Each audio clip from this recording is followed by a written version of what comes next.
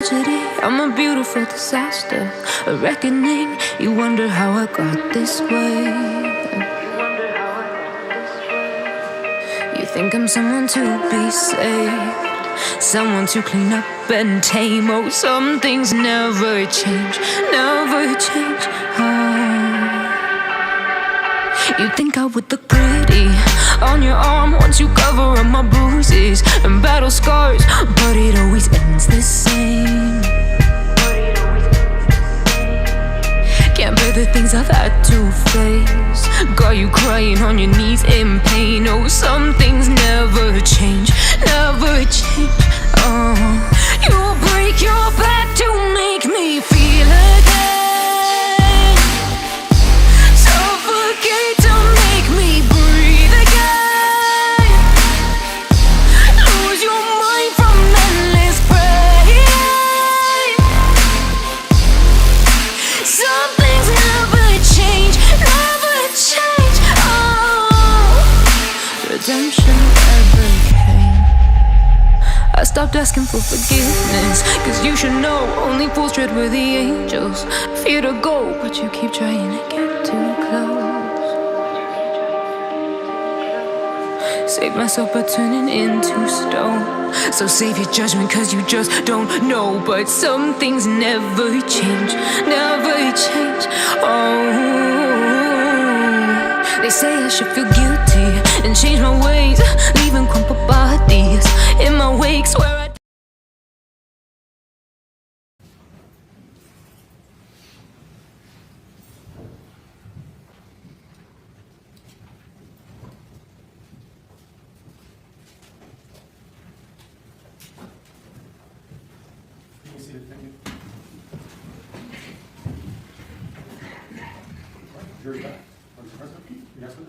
Lisa, co-staff.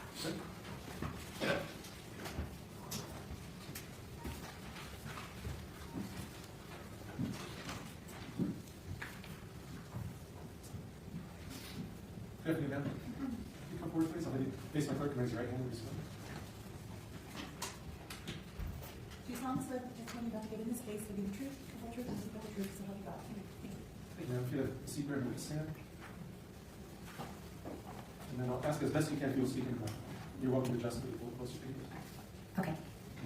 You may inquire. Would you please state your full name and spell your last name for the record?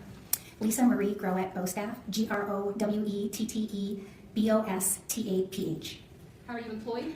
I'm a professor of criminal justice at Boise State University. In your current duties, do you teach? I do. Is that your primary duty? It's one of my primary duties. How long have you worked in your current position? This is my 21st year at the university. In your 21 years at the university, have you primarily focused on a particular area of criminal justice? Domestic and sexual violence. Do you hold any education that allows you to work in this field? I hold a PhD in criminal justice. Did you go through some education before you got to that point? Yes. Can you describe that education for us? The PhD program at the University of Cincinnati, where I got my degree, requires 2 years of coursework on the criminal justice system, on theories of criminal offending, on investigations, depending on your specialty, some electives that you get to choose, and then you spend a year taking comprehensive evaluations to test your knowledge in the areas, and then you spend probably another 2 years conducting a research study and writing a dissertation. Have you also worked at other places in the area of criminal justice? I have. Can you give us a brief rundown on that? I started my career in criminal justice at the Northeast or Arrowhead Regional Corrections Agency, ARC, in Duluth, Minnesota, working in the Department of Probation, where I worked on a special project. And I went from there to the Duluth Domestic Abuse Intervention Program, where I worked as a liaison between batterer treatment for domestic violence offenders and the court system. From there, I was hired by 4 policing agencies in suburbs around Minneapolis, Minnesota, to build a crime scene crisis intervention program for domestic violence, sexual assault, and child abuse cases. After that, I went to the Chisago County Attorney's Office, where I worked as a victim witness coordinator focused on violent crime. In your either educational roles or employment roles, have you engaged in any writing or publications? I have. Can you briefly walk us through some of that? There are multiple ways that professors can publish. We publish in scientific journals. I have roughly 20-some publications in scientific journals, with another 4 to 5 currently either being revised or under review by scientific journals. We can also write research reports based on the studies that we conduct. I have probably 20 plus of those research reports, 5 in the last year. Do you also review the work of others? I do. I review for several scientific journals. And as part of your ongoing work, do you take efforts to maintain being informed on the research that's being done in your particular specialty? Yes, it's required for both. If you're going to teach relevant topics to your students, you have to be current on research. Also, if you're conducting research studies, in order to ask questions that need to be asked, you have to understand what has been asked already and what has already been studied. Have you ever served on any advisory committees, particularly for either governments or court systems? I served on the Idaho Coordinated Response to Domestic and Sexual Violence, which was a statewide coordinated team here in Idaho. I served on as a parole commissioner for the Idaho Commission on Pardons and Parole for 7 years. I have served on the Behavioral Health Task Force that the governor and the legislature put together, and I served on the Criminal Justice Work Group for that. You testified as an expert before? I have. Permission to approach the witness? Yeah. Dr. Bostock, I'm going to show you what's been marked as Plaintiff's Exhibit 82. Do you recognize this? And feel free to flip through if you need to. I do. That's my curriculum vitae or resume. Does that appear to be an accurate copy of your CV?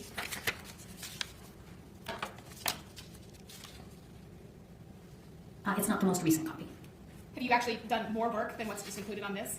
Yes. Does this appear to be accurate within, let's say, the last year? Yes, with the additions of the last year, yes. Move to admit states 82. No objection. 82 is a good.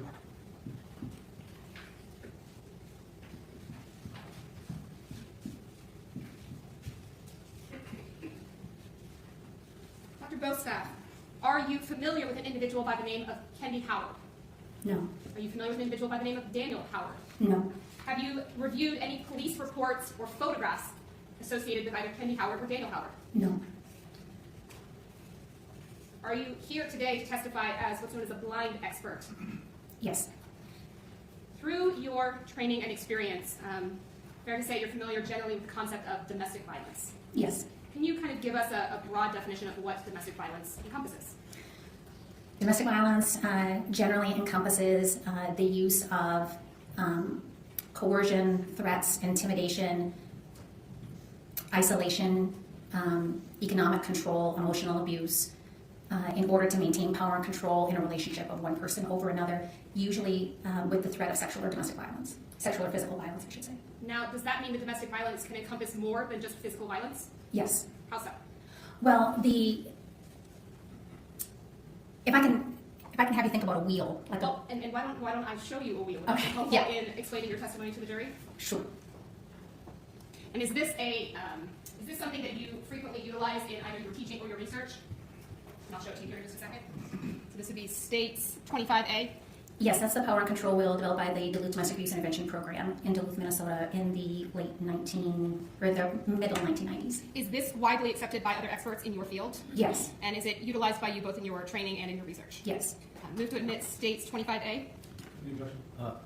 We would ask that it be for demonstrative purposes. Okay. I think that's fair. Sounds like that's how you're using it. So it'll be a demonstrative exhibit.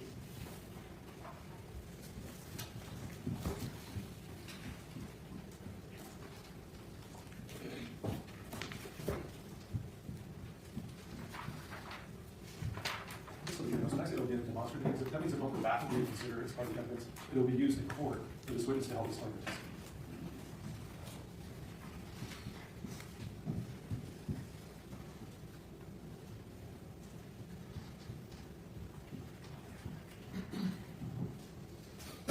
Dr. Bostock, is this the wheel that you were just referring to? Yes. Okay. And you stated that this is something that's widely utilized by individuals in your field. Yes. So, what are we looking at here? What we're looking at is using the concept of a wheel, if you think about a bicycle wheel, to represent domestic violence relationships. So at the axis of the wheel, the center part, is the idea that power and control is the center of domestic violence. If you need to step out to see better, you're welcome to, or if you're able to testify there, that's fine also. Okay, I think I'm fine here. Otherwise, I'll pace. The center of the wheel here, the axis of it, represents power and control, which is, as I said, considered to be the basis, the primary reason for domestic violence in the situation, in the relationship, that one person aims to have power and control over another person. just wanting power and control, of course, isn't enough. You have to actually do something to gain that power and control. And so these spokes of the wheel that you see here represent various tactics or ways that people who are engaging in domestic violence will try to achieve and maintain power and control in the relationship. So you have things like using intimidation, being intimidating, whether that's using a physical presence, whether that's using a threat. You can also see coercion and threats over here. Using economic abuse means restricting access to funds. If someone wants to leave a relationship, generally you need to have some access to money to put a down payment on an apartment to rent or to put gas in your vehicle or buy a vehicle. And Dr. Bosaf, just let me, so we don't get in trouble with what you're not, so let me ask you a couple of follow-up questions. Sure. So in this power and control wheel, does this help to explain the different non-violent ways that a domestic abuser might exert power and control over their victim? Yes, that's exactly what these various spokes in the wheel are doing. Those are the various things they do in order to maintain power and control. And does every domestic abuser utilize all of these, or some, or do they bounce around? How does that typically play out? No, it's not every domestic violence relationship looks the same. In fact, every domestic violence relationship likely looks slightly different because some people will find that some of these tactics work fine in order to maintain power and control, while others will use some of the other tactics because either they prefer them or they've been found to be more successful in maintaining power and control in the relationship. That's what makes each individual domestic violence relationship somewhat unique. Now, I see that you have physical and sexual violence on the outside of the wheel. What does that symbolize? So if you think about, once again, a bicycle wheel, you have the axis of it, and you have all the spokes, but the wheel won't stay together unless you have something outside of it holding it together. And in this diagram here, the idea is that the use of physical or sexual violence, or the threat of using physical or sexual violence, is what holds all of this together. That these tactics work because of a presence that if I don't abide by what's happening with these tactics, then physical or sexual violence will be used against me. So does that mean that physical violence, actually acting on that physical violence, needs to occur frequently in the relationship? No. How so? Well, if the tactics are working in maintaining power and control, then there really wouldn't be a need to use domestic or physical or sexual violence because the tactics are successful. If the tactics aren't successful, then an abuser resorts to physical or sexual violence to essentially hold up the threats that they've made. So within the wheel, these other spokes, such as emotional abuse or financial control, would these in and of themselves be considered abuse? Yes. And would these in and of themselves be designed to have an effect on the victim regardless of the physical abuse? Judge calls for speculation. Overruled. Yes. Can you elaborate on that? Well, for example, using emotional abuse, one of the points of emotional abuse, if you think about this, is if someone is continually running you down, tearing you down emotionally and psychologically, you begin to not believe in yourself. You begin to think of yourself as something less than. People who don't believe that they are capable of things are less likely to have the ability to get up and leave a relationship. It makes it harder for them to do that. The same thing with economic abuse. Restricting access to money further isolates a victim because it doesn't allow them to go or leave in many ways that they want to. In some extreme forms of domestic violence, victims have to request money to go to the grocery store. They have to produce a receipt to demonstrate how much money they spent on it, and they have to produce the exact change. Otherwise, the abuser believes that they are hiding money. So the purpose of economic abuse is to keep victims from being able to squirrel away money that they could then later use to leave the relationship. Now, Dr. Bosaf, do all of these forms of abuse within a domestic violence relationship result in victim behavior that can be counterintuitive? Can you say that again, please? Sure. So the things that we are talking about, these are actions of a domestic abuser, correct? Correct. And you started to talk in your answer there about how that creates a feeling or an effect in the victim, correct? Correct. In your research and studies, have you found that there are behaviors that are exhibited by victims in domestic violence relationships that might seem strange or counterintuitive? Yes. What kinds of behaviors are commonly seen in victims of domestic abuse? Well, one of the primary things is that the latest numbers out of the National Crime Victimization Survey demonstrate that only 49.5% of victims of domestic violence ever report to the police. So if you're being abused, most people would think, well, it's reasonable that you would report to the police, but almost half of victims do not report to the police for a variety of reasons that may be due to religious beliefs about the sanctity of their relationship, may be due to fear that if they report, that the abuser will become even more abusive towards them, fear that the abuser could, if the abuser's made threats towards them, that the abuser would actually act on those threats against them. Are you aware of any research about that other 50%, whether or not they do report the first time they experience domestic violence? That's really difficult to say. It varies by studies and whether studies are actually looking at that. We conducted a study in Idaho looking at about 200 cases in one locality, one city in Idaho, and about 49% of the people who reported to the police indicate that there had been no prior unwanted contact from that person, from their partner before. And so the inverse of that would be that half of those people did not report the first time it happened. Yes, correct. What is victim minimizing? Victim minimizing is generally when an outside person, whether that's a family member, a friend, or if they're reporting, or if a neighbor reported, a police officer, for example, essentially confronts a victim and suggests that they are being abused. And in many instances, victims will minimize the behavior, meaning they'll say, it's not as bad as what you think it is, it's not as bad as you sound, he's not always like that, he's a good father, trying to minimize the perception of that individual of how bad the abuse is at home. Is that something that is commonly seen in domestic violence relationships? Yes. Is it common within domestic violence relationships for victims to return to the relationship even after physical violence has occurred? Yes. Can you elaborate on that? Yeah, the majority of, and I'll just use the term women here because in reported cases, even in unreported cases, roughly 78 to 80% of people reporting that they have been a victim of domestic violence are women. So, and for that purpose, I'll use the term women here. But the majority of women who experience domestic violence one time don't leave the first time. They may not leave after the second time.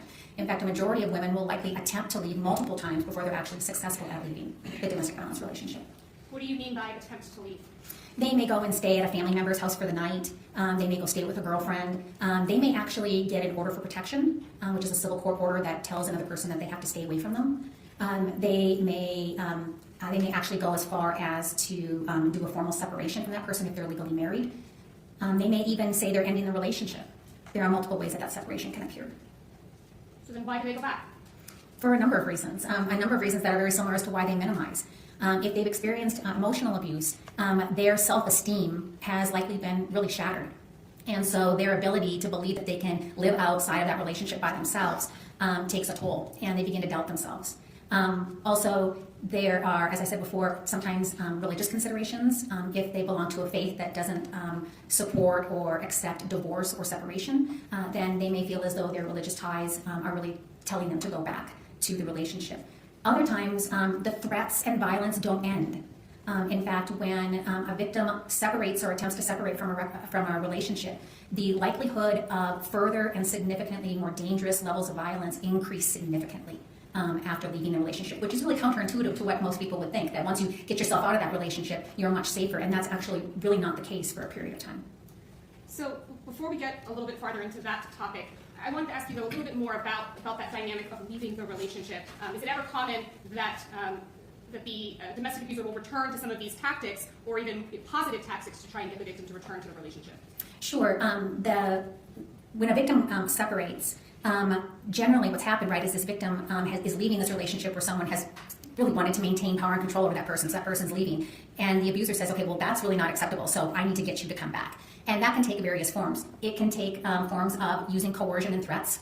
All of those threats that I said to you before, I said I would, you'd really get it if you left me, that I would hunt you down. I'm going to do that unless you come back. Now, for a victim of domestic violence, they've lived with these if-then statements for a very long time. If you do this, then this will happen. Or more likely, if you don't do this, then this will happen. So, and most of the time, the abuser has lived up to those things. So they believe them. When an abuser makes a threat, the victim believes it.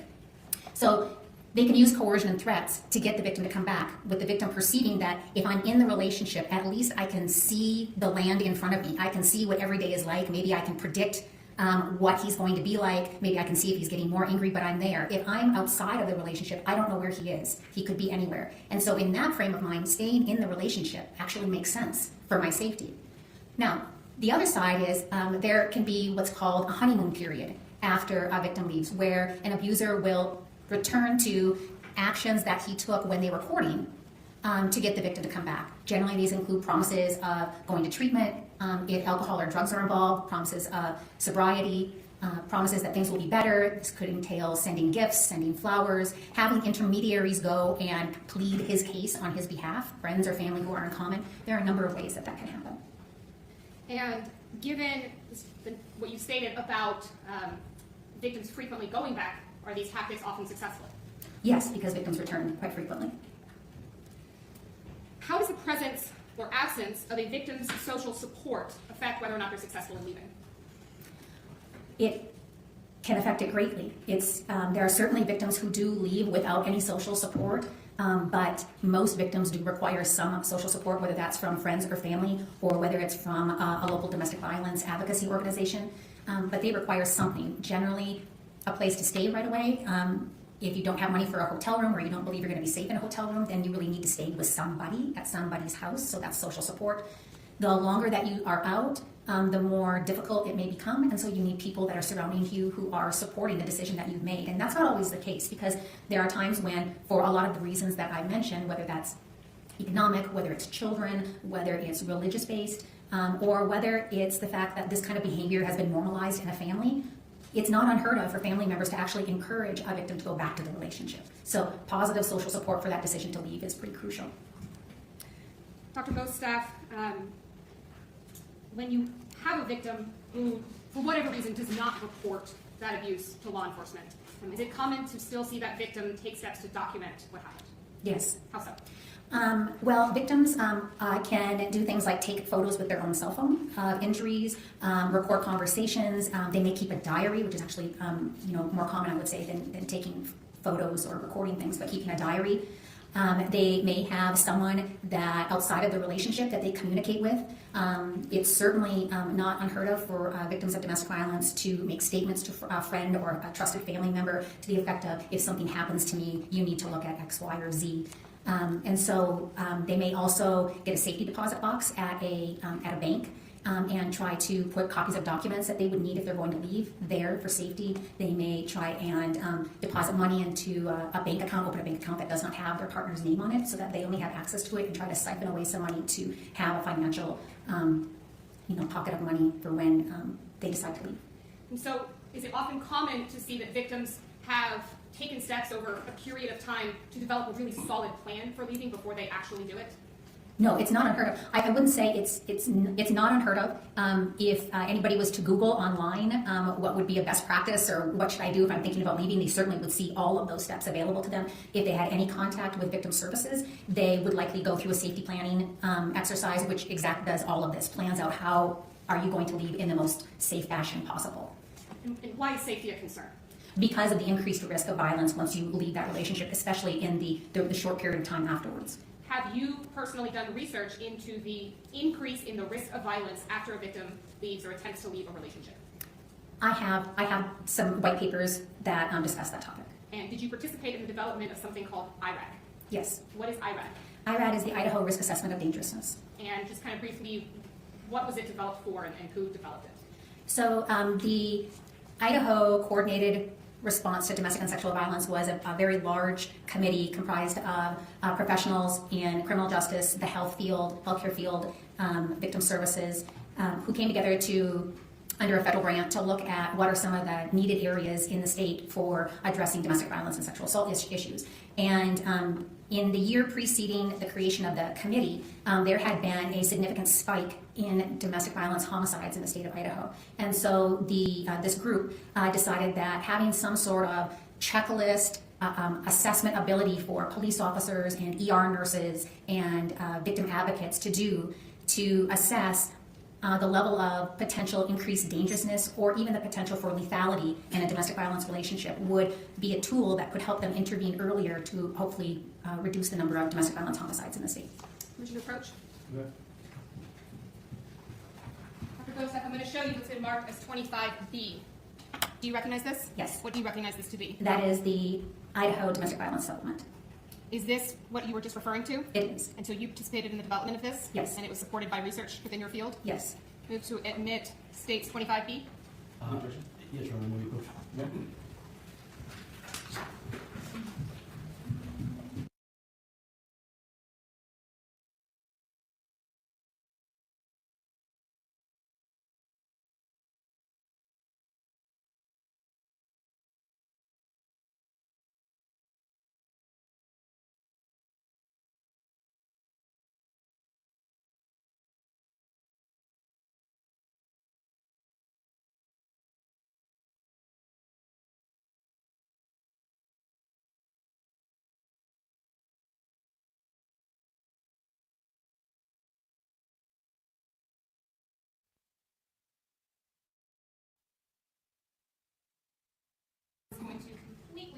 show up on the screen. So let's kind of start up here, Dr. Bostaff, at the top of the form.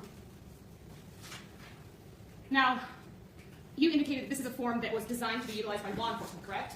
Well, it was designed to be used by a number of different aspects of the system that a victim would have contact with, but this particular version of IRAD, embedded in the Idaho Domestic Violence Supplement, is for law enforcement. And this information up here that's in gray, would that be information gathering about the individual? Yes, those are general characteristics about what officers are seeing up here in this area in terms of the victim and the suspect. This would be whatever medical assistance may have been offered or provided. And then this has to do with whether there were children at the alleged incident. So moving down the page, we then, can you see that? We then get into a series of boxes that are in red. Why are these boxes in red? The boxes are in red to indicate that these are the factors that go into determining the level of risk of dangerousness and or lethality in the form. And so these are factors that law enforcement would be encouraged to ask about? Yes. And again, were these factors identified pursuant to the research of yourself and others? Yes. Now, looking within these boxes, there are certain words that are underlined or in red or in all caps. You see those that I'm referring to? Yes. Why are some of the options designated as such? Because the research has indicated that these factors or these elements are predictors of lethality, not just increased dangerousness. And just to be clear, so what do you mean by lethality? The likelihood that someone in the relationship could end up being killed. And so just kind of looking at what we have on the screen, it's like there's 4 factors that are identified as being associated with lethality: current stalking behaviors, forcing the partner to have sex, excuse me, I guess that's 5, attempted strangulation, recent separation, and extreme possessiveness. Yes, and a more recent version of this just added abuse while victim is pregnant as a lethality factor as well. Thank you, Dr. Bostaff. So if a person has engaged in a recent separation, and if that person is scared of their partner, why would that person go back? They would go back for a number of reasons. They may go back because they are scared. I know it's counterintuitive and it doesn't make sense, but once again, if you have lived in a domestic violence relationship where threats have been made against you while you were in the relationship, and maybe some of those threats were then later carried out while in the relationship, then threats towards you about what could happen to you if you ever leave the relationship are believed to be true because they have owned up to it in the past. They've done it. They followed through on the threat. And so if I am outside of the relationship, again, it may seem more scary to be outside of the relationship than inside of the relationship, because when I'm outside of the relationship, I don't know where the abuser is. I don't know if they're waiting out by my car. I don't know if they're going to break into where I'm staying in the middle of the night. I don't know where they are. I can't prepare. When I'm inside the relationship, I can see them, I know them. I have so far existed inside of that relationship. That relationship may seem like a much more familiar situation than if I'm outside on my own or outside with people who I love, and I don't want them to be hurt as well. I'm sorry. Does that feeling of if I'm close to the abuser, then I can see what they're doing, kind of keep tabs on them, is that often seen in situations where the victim is trying to obtain something like divorce papers or a custody agreement or something like that in order to get out of the relationship? I can keep them happy to get what I need. Yes, I mean, there may be various reasons why the victim wants to go back. It could be, for example, that they were unable to leave with documents that they really need. And so in order to get those documents, they have to go back to the relationship with the idea, I'll go back until I can get these documents and then I leave. Or if there are children involved, it may be that I need to be present in the home with my children, even though the abuser is there, because if I leave, then it is perceived that I've abandoned my children. And so I have to go back in order to be there so that I can eventually fight for custody for my children. It could be about a house. If I leave the home, then I may perceive that I am giving up rights to that home. And if there may be a divorce, then having left that home, I may not have a claim to that home anymore. And so it might make more sense for me to go back so that I can have access to that home and the ability to argue for that home. Dr. Bostaff, is it common that even when law enforcement might be called by, say, a friend or a family member, that even when that victim is speaking with law enforcement in a supposedly safe environment, that they still don't provide all the information? Absolutely. I don't have any other questions for you, but Mr. Johnson will. Thank you. Cross-examination, Mr. Johnson. Thank you, Your Honor.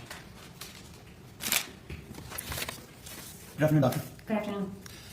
So you said that this was a blind expert in this matter. Yes. What were you made aware of when you were contacted by the state on this case?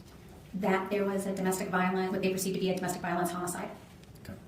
And you're obviously aware of the caption of the case, correct? The name of the defendant? Yes. Yes. And have you followed this or seen any articles in this regarding this case? No. Okay.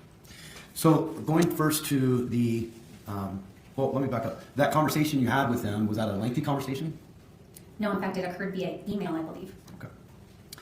Now, that power and control wheel is, it's not like a checkbox. And let me give you an example. People in marriages can have disagreements about money, correct? Yes. And disagreements about money doesn't mean that it's a power and control wheel thing, correct? Correct. So a lot of these within the power wheel are fact dependent, and you have to get details of whether it fits within that wheel or not, correct? Yes. So for instance, if a person, if two couples, or if a couple is discussing money, it would probably be inappropriate to cherry pick one aspect of a conversation, use this wheel and say, see, it's been demonstrated as controlling power. To the form of the question. Sustained. It's not to be used as a cherry pick tool, correct? I guess I'm not quite sure what you mean by cherry pick tool. I think if a singular argument that people would have in a relationship about money probably would not likely form the basis of a domestic violence relationship in and of itself, that singular argument. So to characterize a person as fitting one of these characteristics, you would want the full context and information, correct? Yes. Okay. Talking about using isolation, for instance, if a person, a partner, male or female, has the freedom to do whatever they want for weeks on end, would that be indicative of a power wheel or not? Well, it would depend on what's happened before. So routinely, over the course of years, if a person has the freedom to do what they want for weeks on end, that probably wouldn't fit that power wheel? No, that's not what I meant. What I meant was that domestic violence relationships are dynamic. They're not static. And so they change over years. And so the level of power control can wax and wane depending on the abuser's need for that power and control. So what happens in one time frame of a relationship isn't necessarily what happens in another time frame of a relationship. You mentioned earlier that not all domestic violence is male to female, correct? Correct. Is it fair to say that the majority of male victim domestic violence goes unreported? The reporting rate for male intimate partner violence or domestic violence is about 39%, I believe, in the latest statistics. So, still touching on that using isolation, expressions and actions of jealousy can be an indicator of control. Is that right? Yes. The ability to put money on a house without asking permission, would that be a power abusive, or show that you need more context? It would be no different than the isolation piece. It would really depend on what the entirety of the relationship is and where they are in the waxing and waning of the need for power and control. As far as using language in an argument, in your research experience, do couples that have been together for a long period of time argue? Yes. Do they often say things that are either inappropriate or are demeaning? That I don't know. Does that in itself mean that they're using that to control or power? It would depend on other things happening in the relationship. In certain relationships, in either your experience or your research, are there relationships where one person is more financially sound than another person? No, not necessarily. The domestic violence exists across the range of socioeconomic status, race, ethnicity, age. Would you agree that some people are better with money than others? That's beyond my expertise. Okay.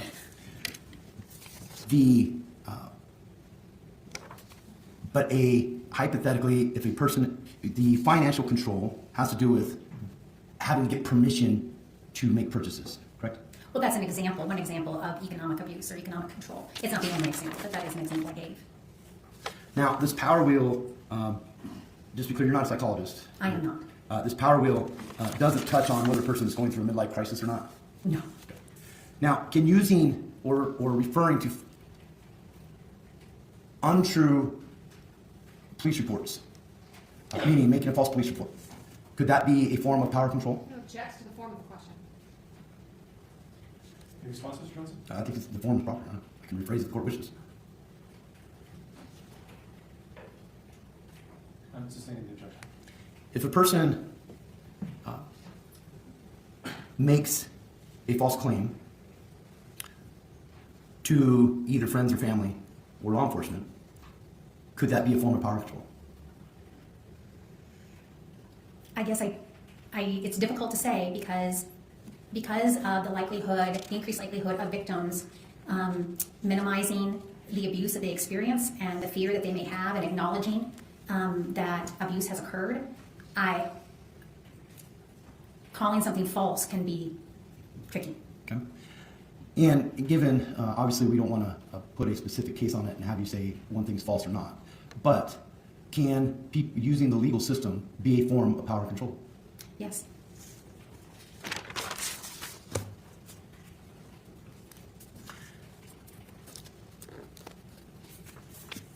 Now, as a blind expert in this matter, you can't say whether or not violence actually occurred in this case, correct? Objection to the form of the question, beyond the scope. Overruled. Can you repeat the question, please? Being a blind expert in this matter, you can't say whether or not violence occurred in this case, correct? I don't have any information about that specific case. Or whether or not there was an increased risk of lethality. In this particular case? Yes. I cannot. No further questions. Rita? No, Your Honor. Thank you, ma'am. You may step down.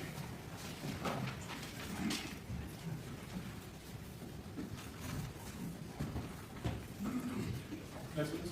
Ben Michael Bust. May I approach Madam Clerk? Yeah.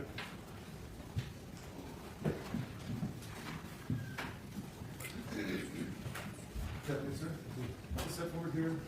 Just hang on one second.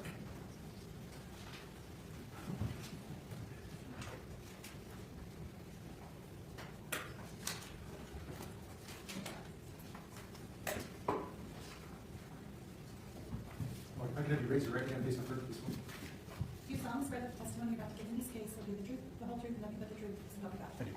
Thank you, sir. You have a seat. As best we can, if you would speak in the mic. Okay. Thank you. Yes. You may start. Please state your full name and spell your last for the record. Benjamin Ray Michaelbust, last name Myklebust. How are you employed? I'm self-employed. And what do you do for work? I'm a home inspector, own a home inspection business. Where primarily do you work? Out of Lewiston, Idaho, but I cover a large area. Do you ever do any work in Kendy Howard? Yes, I do. Were you so working in February of 2021? Yes. And at that time, did you have contact with a realtor by the name of Daniel Prado? Yes, I did. Is this a person that you work with on a regular basis? Yeah, I mean, I think as far as his business, yes. I do a large amount of business throughout the year, so he's smaller on my scale, but I think I primarily do most of his inspections. Is this someone that you have a personal relationship with? No. Back in February of 2021, did you perform a home inspection for Mr. Prado? Yes, I do. Do you recall what date you performed that inspection? It would have been February 2nd, 2021. And when you performed that home inspection, was Mr. Prado present? Yes. Did he indicate to you that he had a buyer for that home? Yes. And that was why you were there? Correct. At that point in time, was the buyer present? No. Did you ever have personal contact with the buyer of No. that home? No, I did not. Did Mr. Prado provide to you payment for your services? He did. Permission to approach the witness? You may. Mr. Michael Bust, I'm going to show you what's already in evidence. It states 71B. Do you recognize this? Yes. What do you recognize this to be? Payment for the home inspection. Daniel Howard's name on it is on it. Kendy Howard's name is on it. It's Kendy Howard's signature, and my signature is endorsed on the back. And that's because you cash retired. Correct. Did you subsequently inspect the home? Yes. And during the course of your inspection, did you uncover any major issues with the house? No. Did you author a report? Yes. Did you provide that report to Mr. Prado subsequently? Correct. Did you also, as you were there on the 2nd, doing your inspection, communicate with Mr. Prado about what you were seeing? Correct. And so at that point, did you indicate to him that everything was looking good? Yeah, overall. Yep. Was there anything that you observed about the house that would, in your experience, compromise the sale of that house? No. I don't have any other questions for you, Mr. Johnson Knight. Thank you. Any questions on the motion? Briefly, Your Honor. Good afternoon. Afternoon. Now, on the date of that check, that's February 2nd, 2021, is that correct? Correct. But you did not see Ms. Howard or Mr. Howard? No. That day? Okay. And the home inspection is a pre-purchase home inspection, correct? Correct. In this case. Okay. So, to your knowledge, the home had not been purchased at the time of the house inspection, correct? I mean, usually a real estate agreement has been, there's been a deal agreed upon, and that's why I'm there. Yeah, I'm not just there for no reason. Okay. And who handed you the check? Dan, Prado. Good. I have no further questions. Any reason? There you go. Thank you, sir. Absolutely. You can step down. May I return these to Madam Clerk? You may.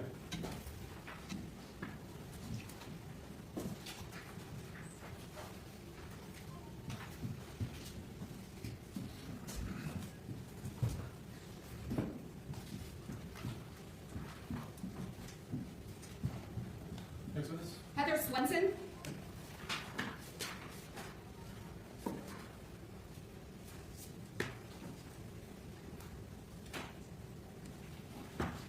Nothing, ma'am. Can you come forward, please? If you face my record, please raise your right hand. Please swear. Do you solemnly swear that the testimony you're about to give in this case will be the truth, the whole truth, and nothing but the truth, so help you God? Thank you, ma'am. Do you have a secret witness stand? And then, as best you can, please speak up loud. Thank you. You may record, Michelle Song. Please state your full name and spell your last name for the record. Heather Swenson, Swenson. How are you employed? I'm a loan officer at Freedom Northwest Credit Union. And where is that located? So the branch I work at is in Kendy, Idaho. Were you so employed at that place and in that capacity in late 2020, early 2021? I was. Can you describe generally what the duties of a loan officer are? We gather the application information from borrowers, and then we do a summary of the application information, which we submit to our underwriter for approval. And then if it's approved, then we open up the title policy request, the evaluation or appraisal request, and then basically just follow it from start to finish on the transaction. And so, to summarize, is your job to assist your customers through, say, a home buying process? Yes. And you are so Freedom Northwest Credit Union, that's a bank, right? Yeah, financial institution, yeah. Do you guys do a lot of home mortgages? We do. And so this would be a process that you go through on a fairly regular basis? Yes. Does your financial institution utilize a system to keep track of all of these documents? We do. Can you briefly describe how that works? So it's the same system that we have for our accounts, it's just another aspect of it.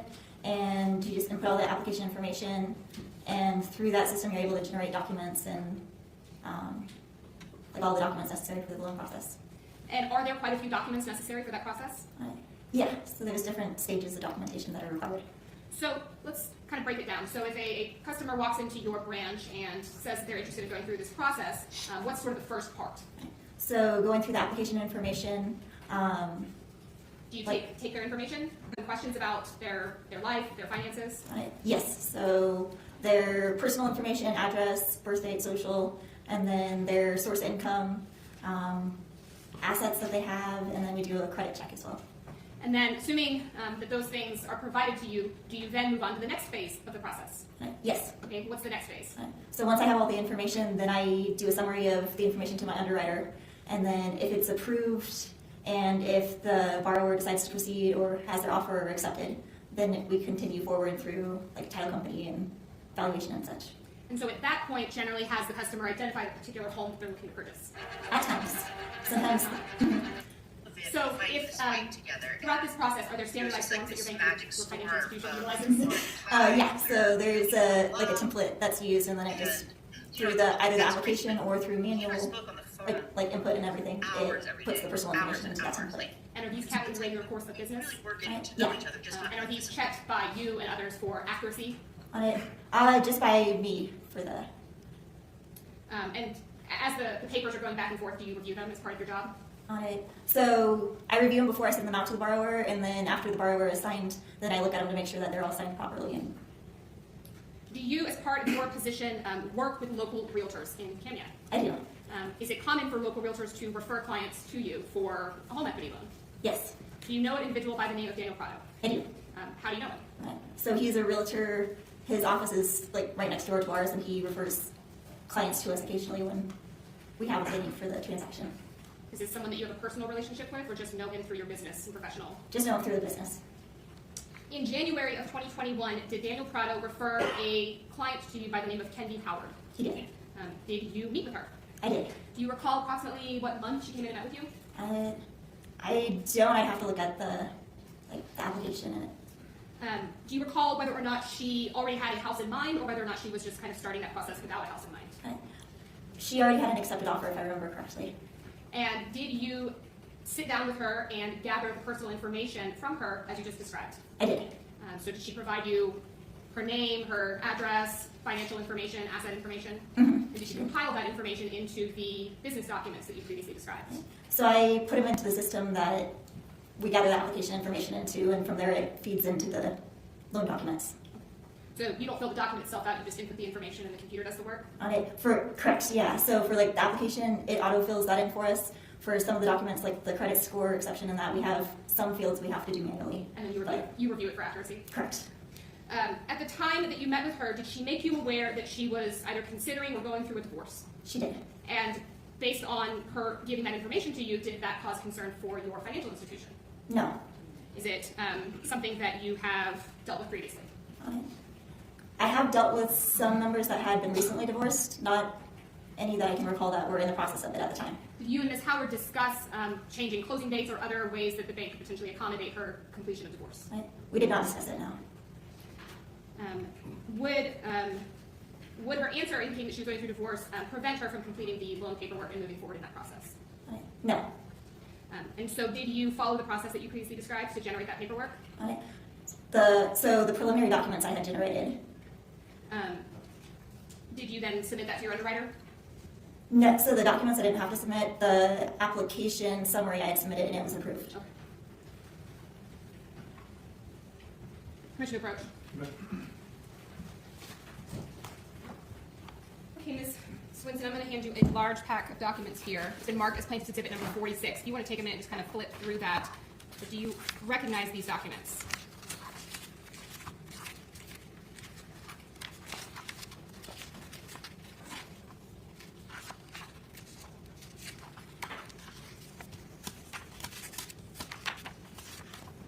Yes. What do you recognize these documents to be? So these were from my loan file for her. Does that appear to be a complete packet of all of the loan documents associated for Ms. Howard? So these are all the loan documents I had at that point. We never got to the closing point, so. Okay, so Yes. let's talk about, well, based on where you and Ms. Howard got, does that appear to be a complete packet? It is. Move to admit states 46. May we approach, Honor? 46 is it? May we approach? Oh, Sorry. yeah, sure. Okay, great.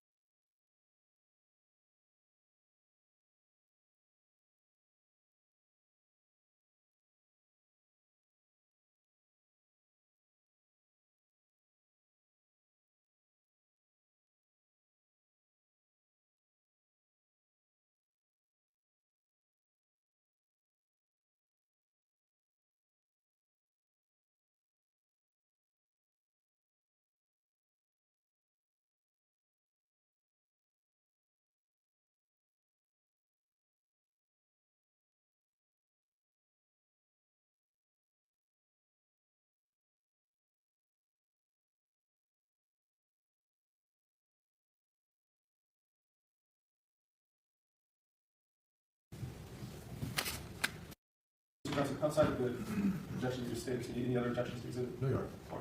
I'm admitting exhibit number 46. Not any other questions? Any cross-examination? Briefly, Honor. Good afternoon. Hi. So if a person comes in to your office and applies for a home loan, anyone can fill out the application process, correct? Yes. Obviously, if a teenager walks in, you're probably going to ask some questions before you let them go through the process. Yeah, they'd have to have an adult on the application with them. Okay. But an adult comes in and fills out the process. At that point, you're just making an application. Is that right? Correct.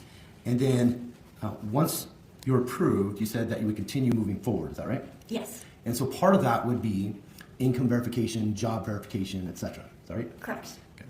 So, and you said in this case that you were not able to continue moving forward in this matter. Right.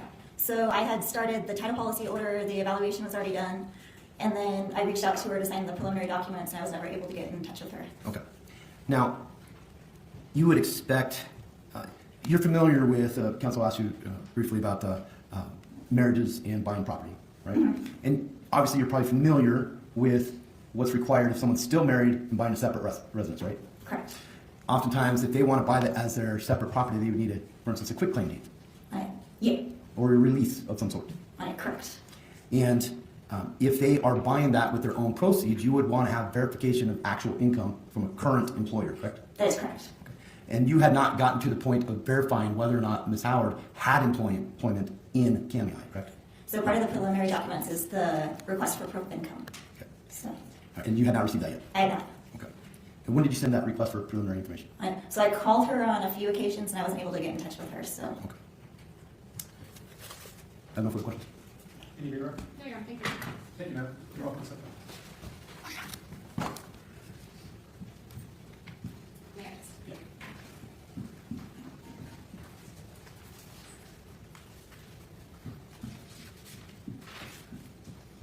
State's next witness. Zach Jones. Okay.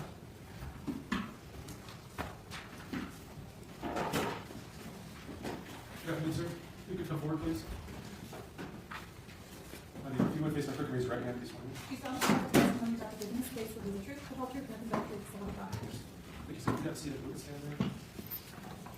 And as best you can, keep talking back. You got it. Thank you.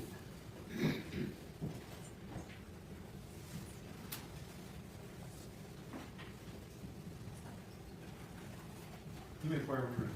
Thank you, Your Honor. Could you please state your name for the record? Zach Jones? Is that spelled the traditional way? Correct. And Mr. Jones, how are you employed? I have a real estate brokerage here in town And how long have you been a real estate broker? since 2015.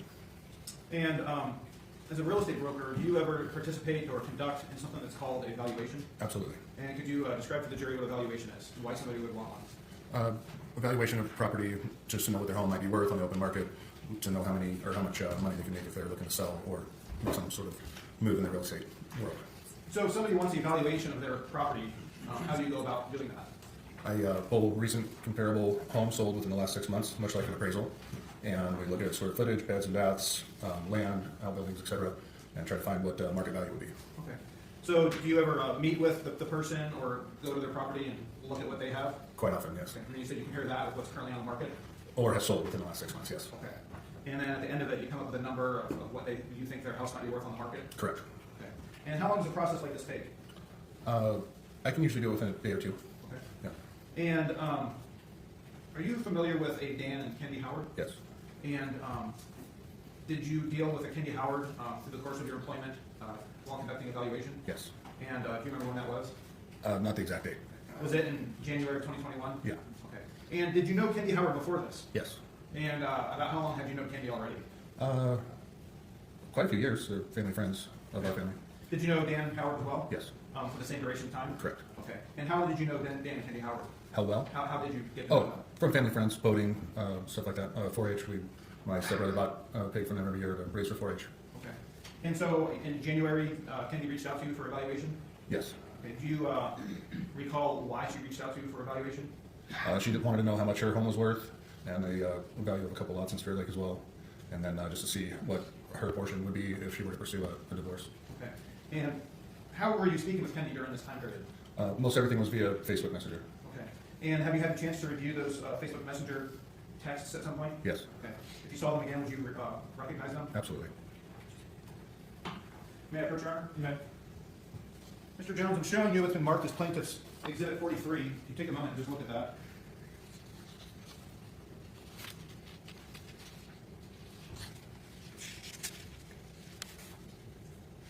Do you recognize Exhibit 43? Yeah. And what do you recognize Exhibit 43 to be? My conversation with Kendy. Your Facebook Messenger texts? Correct.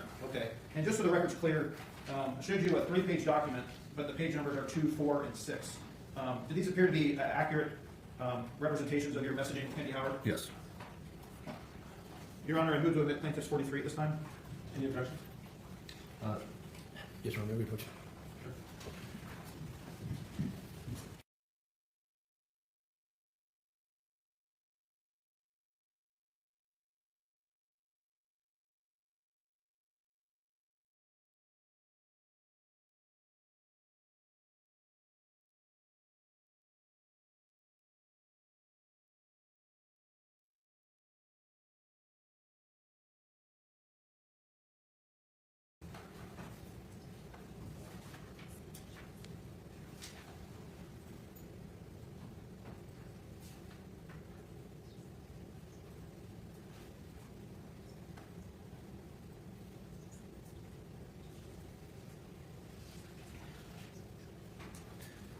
Mr. Jones, have you had a chance, did you still have your copies of these on your phone? Yeah. And have you had a chance to look at what's on your phone and compare them with this exhibit? I didn't compare the two, but I did look Friday. We read through them all. Okay. And are you able to explain the numbers of these pages? I'm sure. Well, let me approach you real quick. You see at the bottom, the pages are 2, 4, and 6? Uh-huh. Now, that's not what appears on your phone, is it? No. Okay. Despite that, have you had a chance to look at the different pages and determine whether or not it's a continuation of your text? I haven't personally. I just took screenshots from, I stretched it as far as I could on my computer at the office and took screenshots and sent them Okay. that way.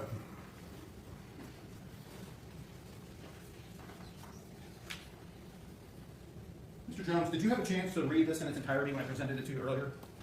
I didn't read it in its entirety, but Look, I'm going to ask you to go ahead and take a moment to do that.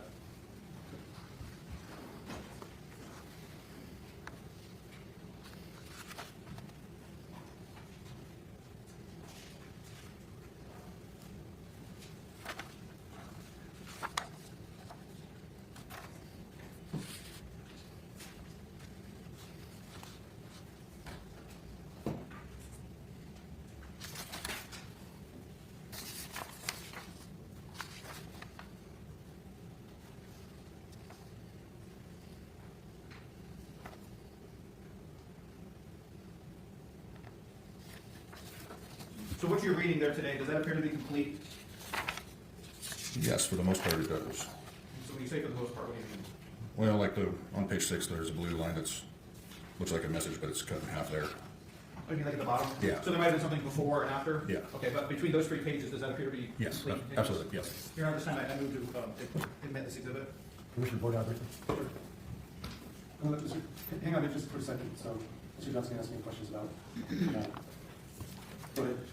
Good afternoon. For you. You said you took screenshots and put them on your computer Yeah. and saved them to a PDF Yes. and then sent them to the prosecutor's office? Correct. Your Honor, may we approach? Yes.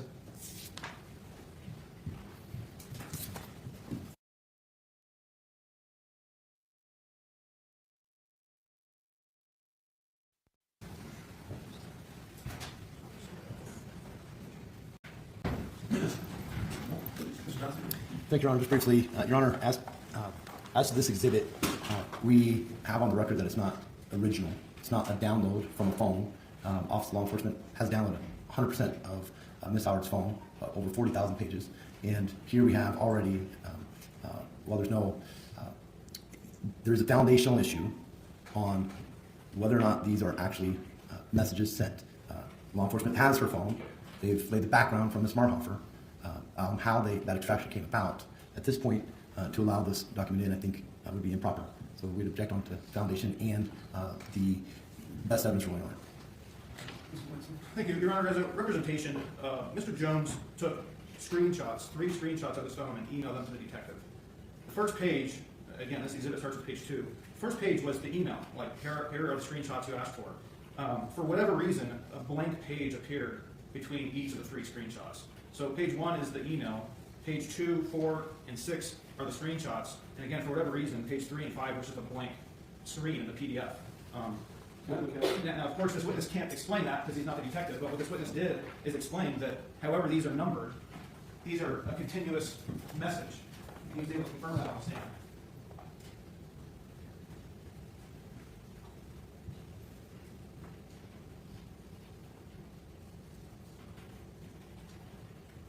So basically what the state did, Your Honor, is rather than have a blank piece of paper with a number 3 at the bottom and a blank piece of paper with a number 5 at the bottom, we just took those pages out.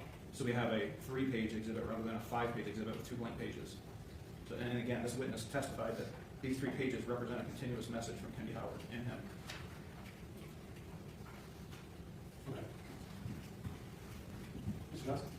Well, the state still hasn't addressed the best evidence rule, Your Honor. I mean, law enforcement not only obtained Dan's phone, Kendy's mom's phone, they actually got her phone and did a download. The best evidence here would have had Mr. Jones say, can you stop by, let us do an extraction of this. We already have here on the record that it's been altered in some fashion. There hasn't been any testimony that the content is, but once it's altered in one fashion, it's on the record.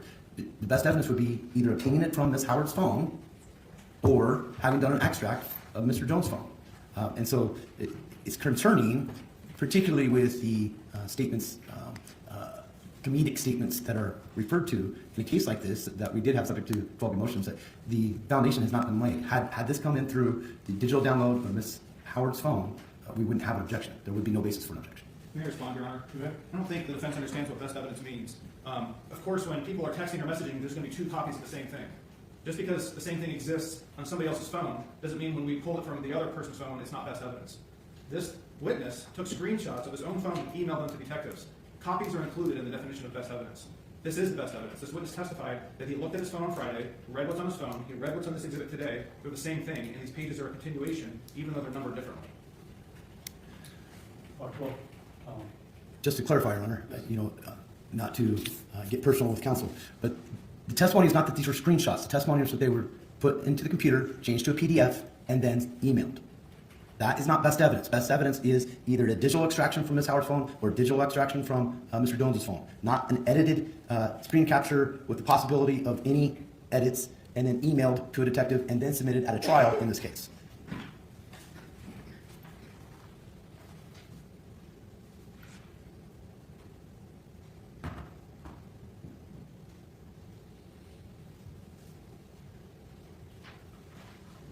Well, putting aside, I guess I'm trying to kind of address it. I don't personal attacks or characterizations. I would say that Mr. Johnson doesn't understand the best evidence rule. It's a legitimate objection. The best evidence rule, while it doesn't include duplicates, is that an original writing recorded photograph is required to prove its contents. In this day and age with smartphones, I mean, the trick is we're not going to take Mr. Jones's phone and turn it into the jury as an exhibit. That literally would be the best evidence, is his phone and what's on it. What I heard the witness testify to is that he did in fact take screenshots. Those were emailed. Those have now been reproduced in PDF form, if you will. In my view, that is close enough. That is a duplicate. That is sufficient as a photograph of what was on his phone. If you review the exhibit, it looks to contain a complete conversation. I know there's some gaps in the numbering, but that's been explained to my satisfaction. And so I'm going to overrule the objection if I find there's sufficient foundation in that. While perhaps imperfect, I think it does comply with the best evidence rule. And so I think it's a legitimate objection to make. I don't think it's misunderstanding the rule, but I do think viewed as a whole, it meets the foundation requirements. And so I'll ultimately overrule the objection. Ken, we're right at the time I would normally take a mid-afternoon break. Do you want to tell the jury we're going to do about 10 more minutes, and I'll just give everybody in here a 10-minute break? Thank you.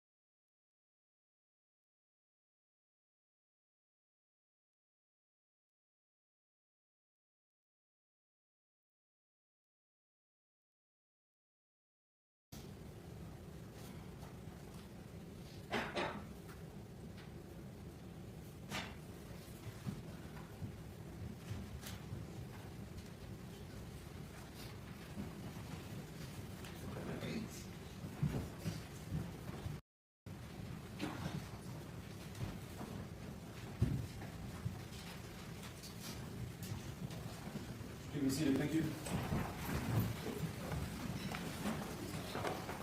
Ms. Martin, that's exhibit 43, right? Correct. 43 has been admitted. You may continue.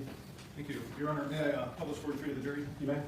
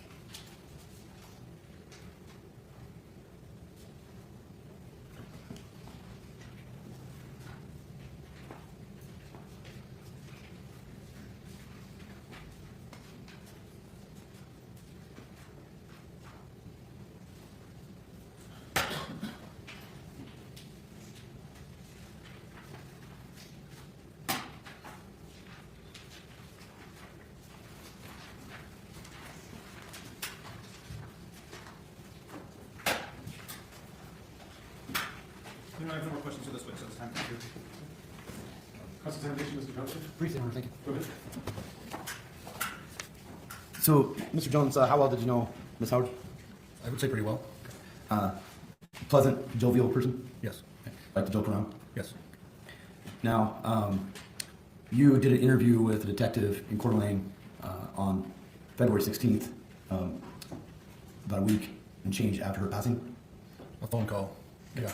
But it was a phone call. Yeah. And it was around February 16th. Your Honor, object at this time is beyond scope of direct and irrelevant. Any response? Your Honor, I do think it touches.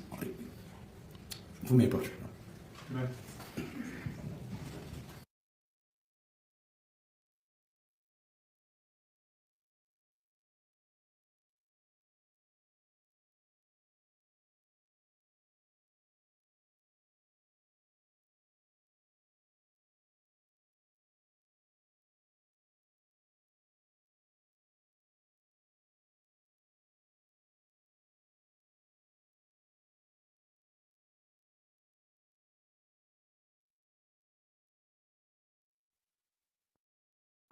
February 16th, is that right? Sure. And it was after that phone call that you were asked to provide a follow-up email? Yes. And after that interview, you actually did provide a follow-up email? Correct. Did they ask you to come in and do a download of your phone? No objection, Your Honor. These callings are hearsay at this point. Beyond scope of direct. Mr. Johnson, you're just, you could Are ask we- whether or not you provided the download, if that's what you I'll want. rephrase, Your Honor. Okay. Did you provide your phone for a download in this case? No, sir. If you had been asked, would you have provided a download to your phone? Sure. No further questions. Any redirect? No, Your Honor. Thank you, Mr. Jones. You're welcome.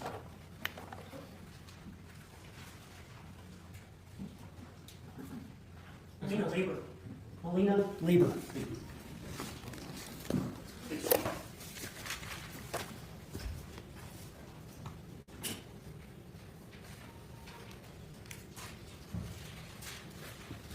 Good afternoon, ma'am. Do you come forward, please?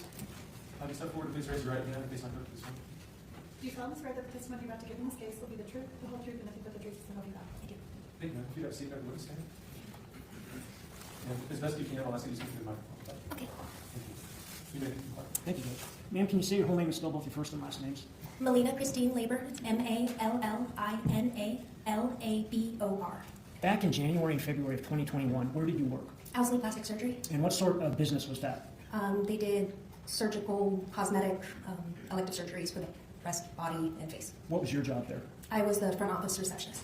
And would that mean you would take calls from potential clients? Yes. Set up appointments? Yes.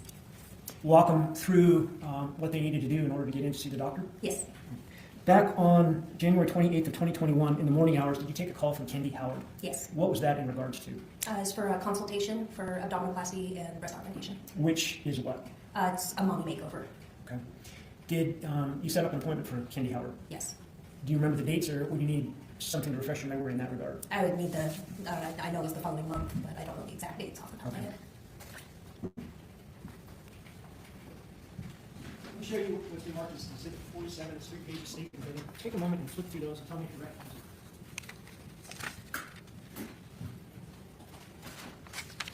I do. What are they?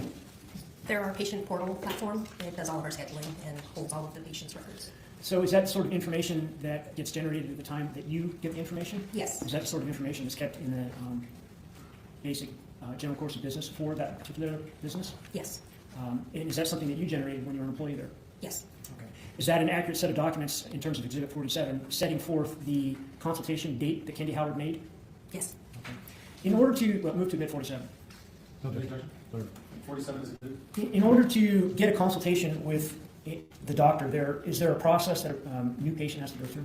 Yes, they have to complete the patient portal, which is part of the Patient Now system. Does that take a bit of time? Yes. How come? It's an elective surgery, so they require a lot of information that you wouldn't have to have for any other surgery, personal information, social information, to make sure that you're a safe candidate. So does it take a patient quite some time to get that done? Yeah, it takes about anywhere from half an hour to more. I hadn't seen anybody less than that. Does it tend to weed out prospective patients or not? Yes. And what do you mean by that? Patients that complete it or don't complete it is if they don't complete it at all, then I have to follow up and make sure that they're actually going to come to the appointment, things like that. And then, and some of them I have to actually do it over the phone with them because it's too complicated to do on their own. In your experience, there are patients that do complete it. Are they serious about coming in? Yes. Okay. Did Kendy Howard complete hers? Yes. And what was the date, using 47 if you need to, for her consultation with the doctor after she completed that? Her consultation was for 2 p.m. on the 23rd of February. 2021? Yes. Did she show up? No. No further questions? Thank you. Cross-examination?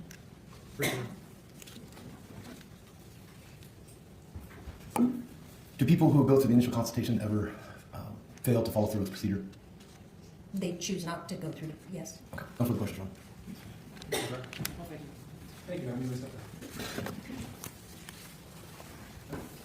Mr. Rivera, do you know what he does? Come on over, Judge. Daryl Oyler is next.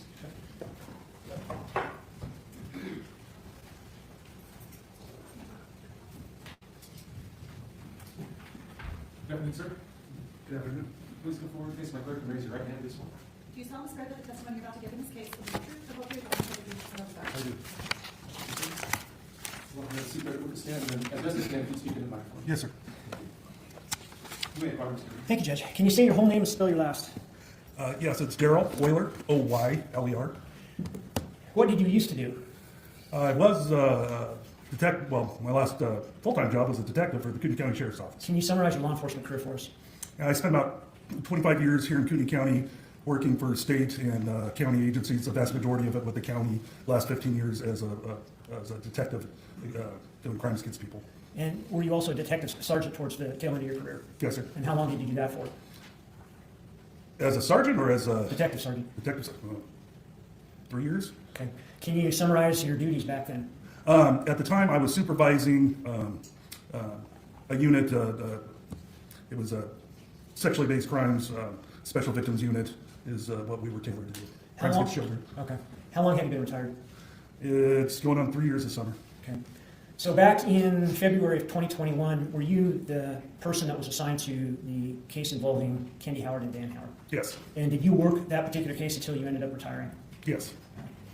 On February 2nd of 2021, did you and other detectives respond to the Howard residence late that evening? Yes. Did you get there the evening of the 2nd or the early morning hours of the 3rd, if you recall? I believe I received a call on the late night of the 2nd, but arriving at the residence, I think it might have been early morning hours. I'd go to the office first, so right in that kind of thing. Who did you arrive with? Detective Sergeant Tim Alton. Did you have a body cam with you? I did. What's a body cam? We had recently got them. We're usually a few years behind patrol. Is that they brought a bank of portable cameras that we could assign to ourselves and check out to help record audio and visually crime scene interviews, that sort of thing. Okay, and so did you make sure to bring a body cam with you? I did. That night? Okay. When you got to the Howard residence, did you and Detective Lalton walk in together? To the best of my knowledge, yes. Through the garage into that man door? Yes. Right, and then into the living room? Yes. Was Dan Howard there in the living room when you and Detective Lalton walked in? I believe so. Is he here today? Yes. Please point him out, describe and receipt us. Tell us what he's wearing. He's sitting at the defense desk. He's wearing glasses, a gray jacket, and a light pink button-up shirt. Did you end up essentially sitting there for hours with Dan Howard and Detective Lalton? Yes. Was that based on having to wait for a search warrant? That was a lot of it, yes. And during those hours, did you or Detective Lalton engage in conversation with Dan Howard? Yes. Did you capture much of that on your body cam? Yes. Did you situate your body cam, at least after a bit, in a position that would capture a conversation between you, Detective Lalton, and Dan Howard? Yeah, I did my best to do that, yes. Where did you stick this body cam to do that? I didn't have a mount. I had a clip. So if there was any that was on my body, it was on a clip, and that flops around. So whenever possible, I like to sit it on a counter or a flat surface where I could just point it and just let it rest there. So we've got 4 different CDs. The last 3 have transcripts that go with those. And I think what we'd like to do is have you take a look at, I think it's 11 there in front of you. Does that look right? Yes, 11A. You recognize it? I do. How do you recognize it? Because I reviewed it and I had initialed it and dated it. All right, so 11 is about 4 minutes long. Does that sound accurate? Yes, sir. And the sound has been eliminated? Yes. So all we're looking at is you and Detective Lalton arriving at the residence? Yes. And then seeing you 2 with Dan Howard? Yes. And then you and Detective Lalton go upstairs to check on Kendy? Yes. Does that appear to be an accurate 4 minutes without the sound of the 2 of you getting there that particular evening? Yes, sir. Move to admit 11? Any objection? No. 11 is admitted. Move to publish the same? You may publish it.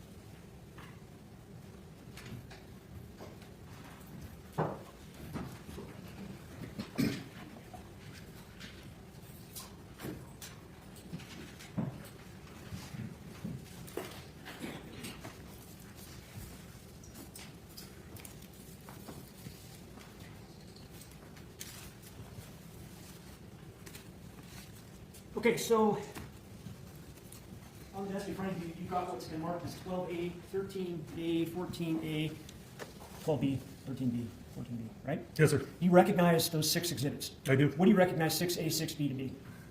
Excuse me, 12A, 12B to be? It's one of the video recordings in the transcript. Okay, would that kind of be the next sequential video after the one we just watched? Yes, sir. And is 12B a transcript of that particular video? Yes. Is the video and transcript accurate? Yes. Does the transcript track the video? Yes. And looking at 13A, do you recognize that? Yes. What do you recognize that to be? Also the same video footage, a continuation of it. In a sequential fashion? Yes. Then 13B would be a transcript of 13A? Yes. Is that video and the transcript of the video accurate? Yes. And turning your attention to 14A, do you recognize that? Yes. What do you recognize that to be? Again, sequential video footage from that evening. And then 14B to be a transcript of the same? Yes. Is that accurate as well, both the transcript and the video? Yes, they had been reviewed and I had marked them, so I know these are what I reviewed. Move to admit 12A, B, 13A, B, 14A, B. No objection. There's no objection, those are agreed. And so, Detective, what we're looking at there is, what, close to 4 hours or so of video? Yes. All right, and rather than keep you up there for 4 hours, what I'd like to do is ask you a couple other questions, and then we can play those at our leisure, all right? Yes, sir. During your conversation with Mr. Howard, did the subject of GSR testing come up? Yeah, towards I wouldn't say end of the night, basically the next morning. It's been a long night, but as we were wrapping up, yes. Okay. What was the context of that? We spoke about testing his body for gunshot residue. All right. And did you see a reaction from Dan Howard when that issue came up? Yes. Describe it for us, please. Well, one of the other detectives was talking about it, and as I was facing him, when the subject got brought up of having, testing for any gunshot residue on burnt powder, that sort of thing, I noticed that he started rubbing his forearms and hands against his clothing as it tried to rub something off.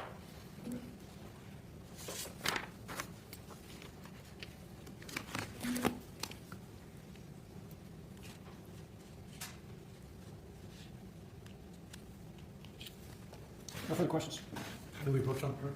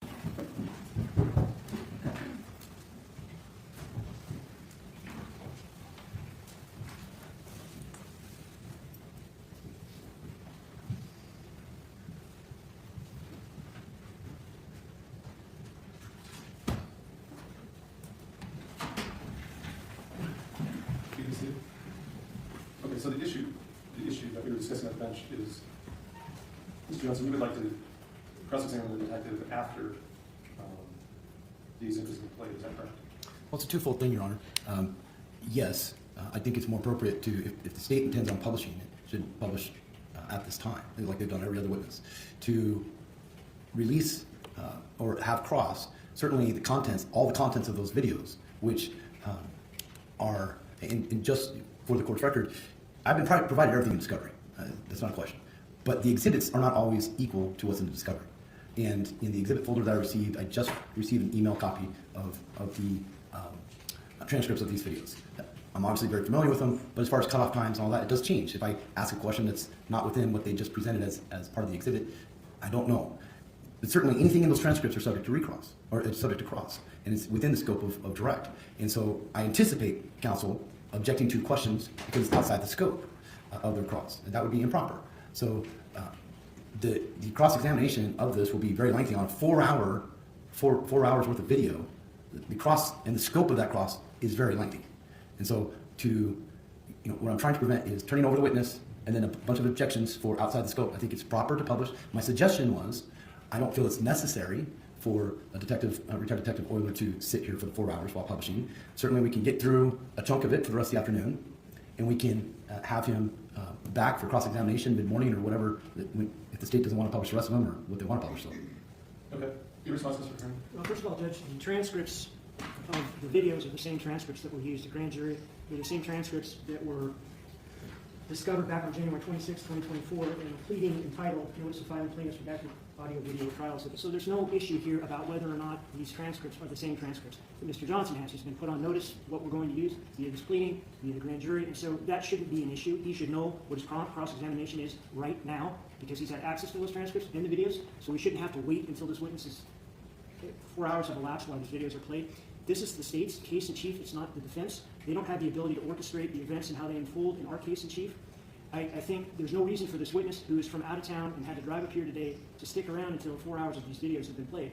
Counsel wants to cross-examine him today. He can do that. But nonetheless, I think I should be free to publish those exhibits when I want to and not at counsel's leisure.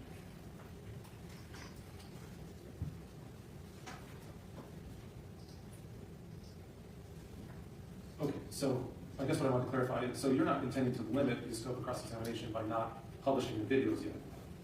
Because that would be my concern. Obviously, you couldn't just, the trick would be you put the detective up, ask him a couple questions, don't play the 4 hours of video, and then his cross is limited to those couple questions, where the exhibit clearly is somewhat part and parcel of his testimony. And so I think it's fair that the defense gets to cross-examine on the entirety of the exhibit. If I'm understanding, you're not needing to limit it, you're just saying, cross now, we don't have to wait until we watch the videos. Am I saying that right? You are. Okay, all right. So Mr. Johnson, understanding then that you're not limited in your cross-examination, you're free to cross-examine, isn't it true that the video will show, or isn't it true in transcript that so-and-so said, et cetera, then I guess, I think that works. Is that fine? Correct, Your Honor. And just for court's awareness, I don't see a cross-examination taking less than, I see it going past 5 on cross-examination. Okay, that's fine. Well, okay, I understand more clearly now. Thank you. It's hard to get it all sorted out while we're just sitting here. So, yeah, I won't require the state to play the exhibit now. It's their case. They can play it when they wish, but I'm not going to limit your cross-examination to simply what was asked on the record. Your cross-examination is open as to the exhibit. Okay. And we'll just go as long. I mean, we'll go till 5, and if you're not done, you're not done. So, okay, let's bring the jury back in.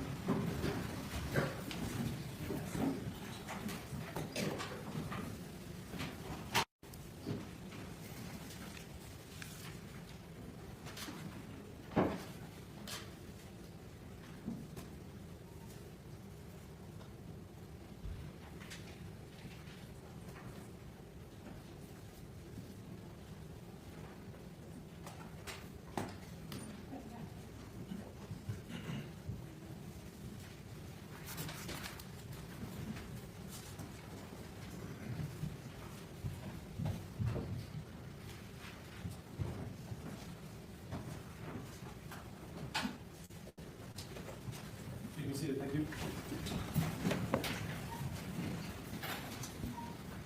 Members of the jury, I just was having a discussion with counsel about how this questioning will go. Mr. Johnson's entitled to cross-examination at this point, and he's entitled to cross-examine regarding the entirety of the video and the transcript. Even though you haven't watched it yet, he's still welcome to inquire the detective to cross-examine.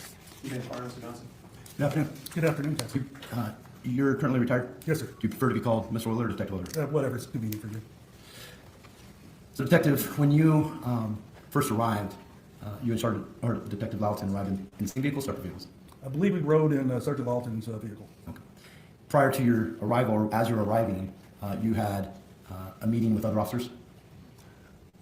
Well, when I got the phone call, we went down to our office to kind of gather up whatever equipment we need to do, and because the scene was, a distance away, make sure we had everything that we need to go before then. When you arrived, there was other law enforcement there? Yes. And the site was secure? Yes. When you arrived, was Mr. Howard under observation? There was officers milling about around the area, yes. Okay. Now, when you made that initial walkthrough upstairs, is that what that was showing, that body camera? Yes. And you filled out a report in this matter? Yes. And are you trained to fill out, include all relevant information? I'm trying to put in my thoughts and observations, yes. And when you put in your thoughts and observations, are you trained also to fill out a report at or near the time of those observations? Whenever possible, yes. Okay. And did you do that here? I can't recall. Typically, in a lengthier investigation, it's an ongoing thing. You spend all night out at a scene, and you don't have 16 hours to sit down and start typing away. So it's usually an ongoing report as you investigate. Okay. And then when you're filling out that report, you're relying on your videos and your notes? For some of it, yes. Okay. When you went upstairs, there was 2 rooms to the left? I believe so. Master bedroom to the right? Yes. And Ms. Howard was in the center bathroom? Yes. There was another bathroom in the master bedroom? Yes. There was a purse on the counter of the bathroom? That sounds right, but that sounds accurate, but I'd have to review the video, but I believe there was. And just for, again, when did you retire? Yeah, it would have been, I think it went in effect August 1st, 2021. Now, when you went into the bedroom, was there anything significant on the floor of the bedroom? I remember it was there was a lot of items. It wasn't a well kept room. It was a little bit messy. I can't recall all the items that were not on the floor. There was a green towel that was on the floor? I remember there was a towel being there. It could very well been green. Yes. Damp or wet? I believe it was damp. And at what time after your encounter or initial walkthrough did you start talking to Mr. Howard? Immediately. Okay. Now, when you arrive at a scene, do individuals always talk to you? Objection, Alderman. Did Dan voluntarily talk to you on this morning? Yes, he agreed to talk to us. Okay. Stereo was on? Yes. Was it kind of loud? Yes. Now, he voluntarily, or you asked him about what was going on, is that right? Yes. You talk about the relationship? Yes. He volunteered information about struggles with the marriage? Yes. Did he show you the paperwork that he talked about, the divorce papers? I believe he referenced the paperwork that was on a table downstairs. He didn't hand me paperwork that I recall. So you referenced it, and later you followed up, and the papers were actually down. Yeah, I believe that would be more accurate. Yes. Okay. And on this, did he talk to you about being his work, about what he did for work? Yes. He talked to you about what he did that day or the day prior. Yes. Did he talk to you about coming back from Alaska around the 28th? Yes. Okay. Now, at this point, when you showed up, he was not free to make a phone call, correct? I think he had already made a phone call prior to us arriving. He was on 911 Yeah. until officers arrived, correct? Yes. At some point later in the morning, he asked to make phone calls, correct? Yes. And you and Detective Lawton were present when he was doing that? I believe so. Yes. Yeah. Now, in the discussion, he was describing what they were doing this past weekend, correct? When you say describing, you mean answering our questions? Voluntarily answering your questions? Yes. I mean, it wasn't like he was telling us a story. He was responding to our questions. Yes. And he said that they were filling out paperwork over the weekend? He said he sat down and started divvying up assets or something along those lines. And the paperwork confirmed that? There was paperwork that had assets with numbers, and yes. In the course of your early investigation, were you aware of whether those paperwork were messaged to some of Ms. Howard's friends? I had no idea at that time. He indicated that there was a key asset that was an addition that night, correct? I'm not sure what you're referencing. He indicated that they added the house in Kootenai on the asset. Not exactly. He didn't tell you that the house in Kootenai was listed on that evening? He said that he was insisting that they list that as an asset. Okay. To your knowledge, the paperwork that was sent to the friends, did it have the house in Kootenai on there? I'm sorry, can you repeat that? To your knowledge, as the detective on this case, do you know if the messages sent to Ms. Howard's friends had the house in Kootenai listed on the paperwork? At that night? No. Did I know that? The messages to the friends the prior weekend. Okay. Let me lay some foundation. Did you, you also conducted interviews in this case, correct? Yes. Okay. In the course of the interviews, you became aware that a couple friends had received, Mr. Prado had received messages about the divorce proceedings or divorce paperwork? Yes, I believe he received photographs. Okay, that's what I'm referring to. The photographs that Mr. Prado received, did it have the house of Kootenai listed on it? I believe so.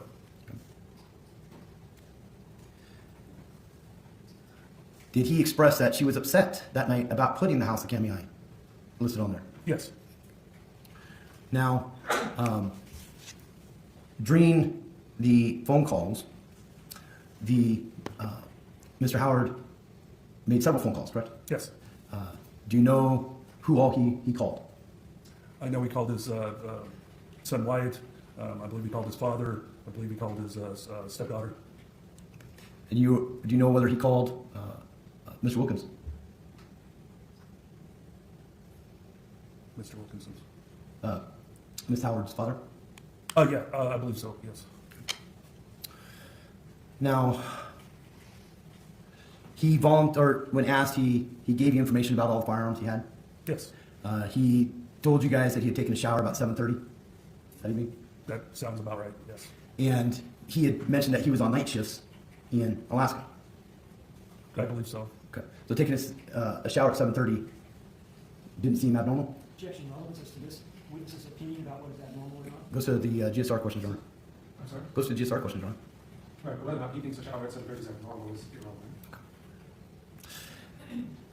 Now, in the course of talking, what time did the search warrant arrive? I don't recall. Okay. Was it somewhere after 5? Objection, this witness doesn't recall. You can try and trigger the witness's memory through his questions, so overall. I was not. We had tasked other detectives to be in charge of that, so I wasn't documenting the times. I know it took longer than I would have liked that night. Longer than you would have liked? What do you mean by that? I would have liked to have gotten the search warrant sooner. Okay. Were you and the other detectives thorough in your investigation that night? Yes, sir. Careful, did you observe Ms. Howard being loaded into the gurney? Sorry, careful what? Did you observe Ms. Howard being loaded into the gurney? I was not. I don't believe so, because I was trying to keep Dan away from, and any other family members away from that scene. No one wants to, witness that. So you were present with Dan for the majority of the time? Yes. Now, during the course of the phone calls, there was a particular call that he made or received from Brooke, is that right? I believe there was a call made and a call received, yes. So call made and then a couple minutes later a call received. In the call received, Brooke was understandably hysterical Yes. and accusatory. Yes. And at that point, in particular, did you observe Detective Gallatin challenge Dan as far as whether he did it? Yes. And at that point, Mr. Howard said that if it goes along this questions, I'm done answering questions, right? Okay. When you're talking about do it, you mean killing her? Yes. Doing it, yes. And then, but after that, he still voluntarily answered questions, correct? Yes.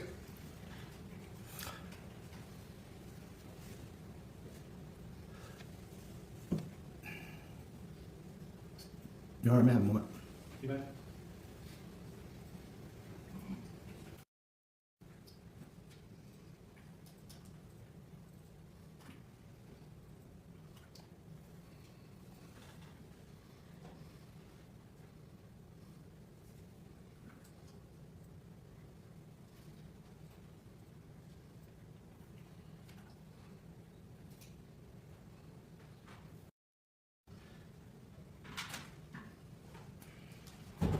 Detective, during the course of the conversation with him, he voluntarily provided the code to the safe, Yes. and may we approach, Your Honor?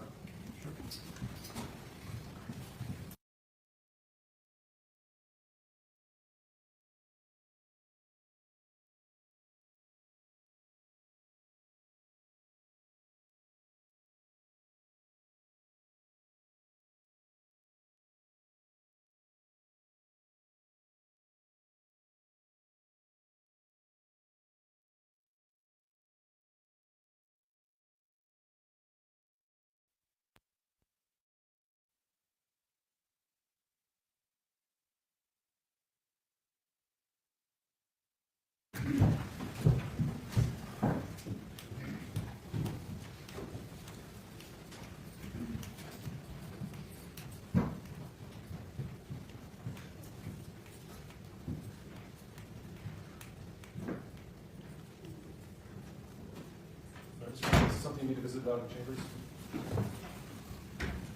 City council chambers?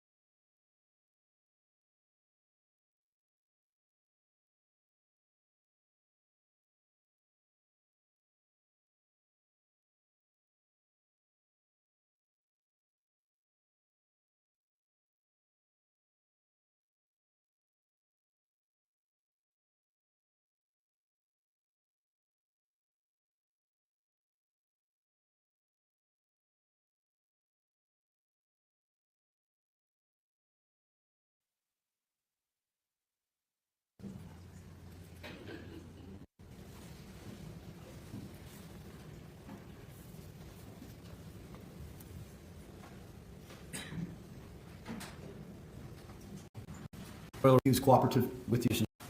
You be seated. If you would continue with your cross-examination, Mr. Johnson.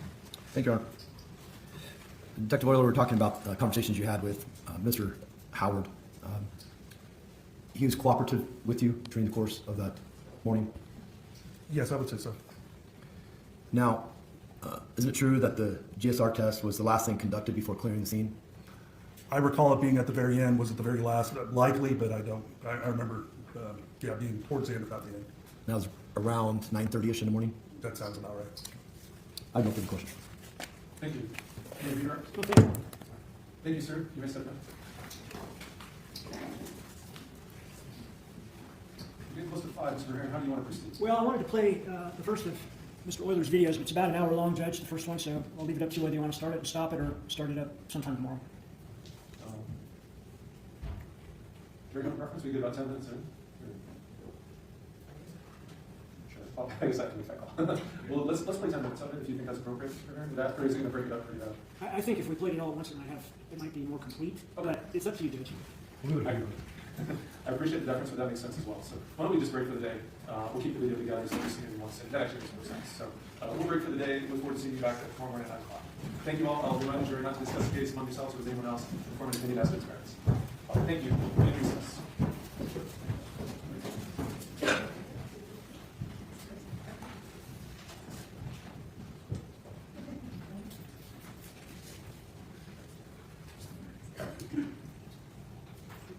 Sorry, we'll be in recess, but let me visit with counsel in chambers. So we'll be in recess for the day. You say I make you nervous, a tragedy.